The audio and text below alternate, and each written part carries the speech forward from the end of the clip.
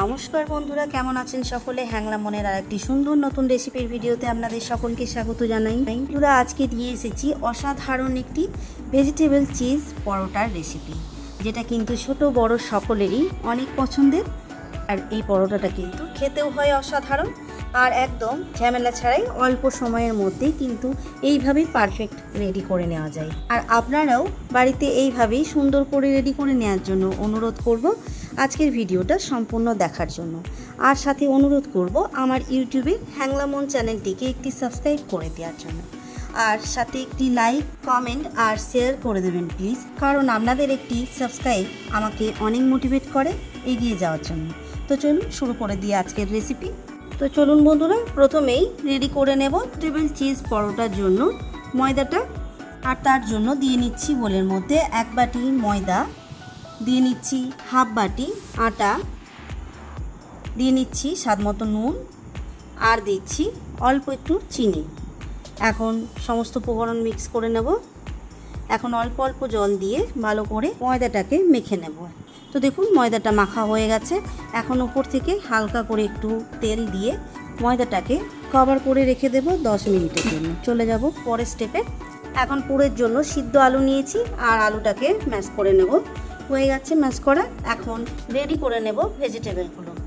আর তার জন্য এখানে আমি দিয়ে নিয়েছি কড়াইয়ের মধ্যে অল্প একটু সর্ষের তেল।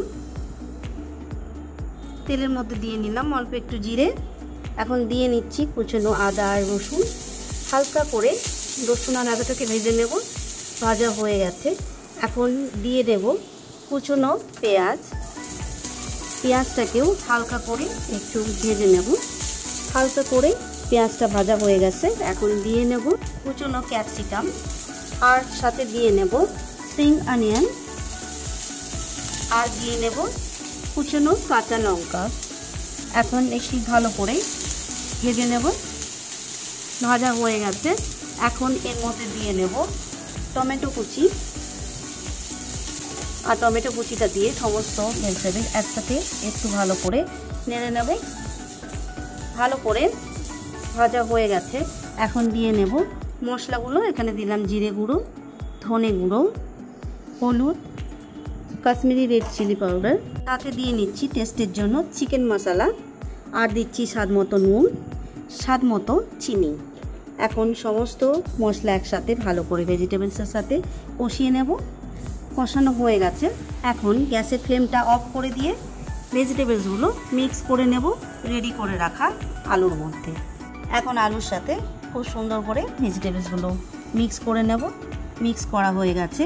এখন এই পুরের মধ্যেই অ্যাড করে দেব কর্নফ্লাওয়ার 1 চামচ, আর দিয়ে নেব অল্প চিলি ফ্লেক্স, সাথে দিয়ে নিচ্ছি কুচনো ধনে পাতা।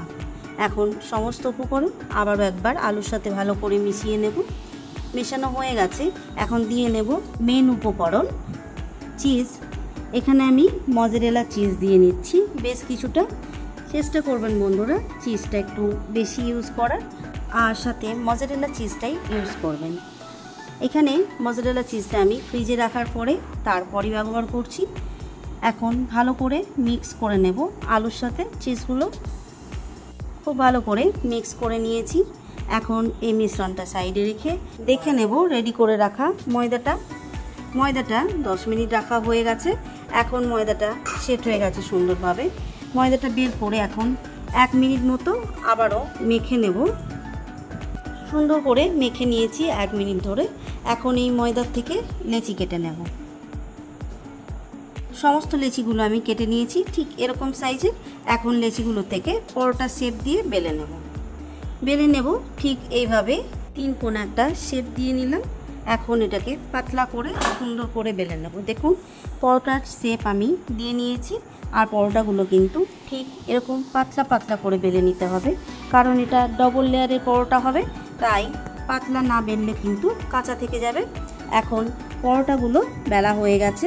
এখন পরোটার মধ্যে পুর ভরে রেডি করে নেব। দিয়ে নিচ্ছি রেডি করে রাখা ভেজিটেবল চিজের পুরটা। এখন সুন্দর করে পুরটাকে ছড়িয়ে নেব গোটা পরোটার মধ্যে। দেখুন সাইডটাকে ছেড়ে মিডিলে সুন্দর করে কিন্তু ছড়িয়ে নিয়েছি। এখন উপর থেকে কভার করে দেব আর একটা পরোটা।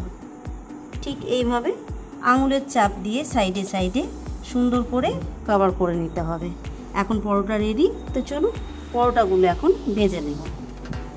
তো পরোটাগুলো ভাজার জন্য এখানে তাওয়াতে পরোটা দিয়ে নিলাম। এখন লো টু মিডিয়াম ফ্লেমে 2 পিঠ উল্টে পাল্টে সুন্দর করে পরোটাগুলো ভেজে নেব।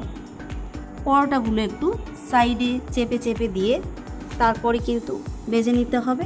দিয়ে নিচ্ছি মেল্টেড বাটার। আপনারা এখানে চাইলে ঘি বা ভেজিটেবল অয়েলও ইউজ করতে পারেন।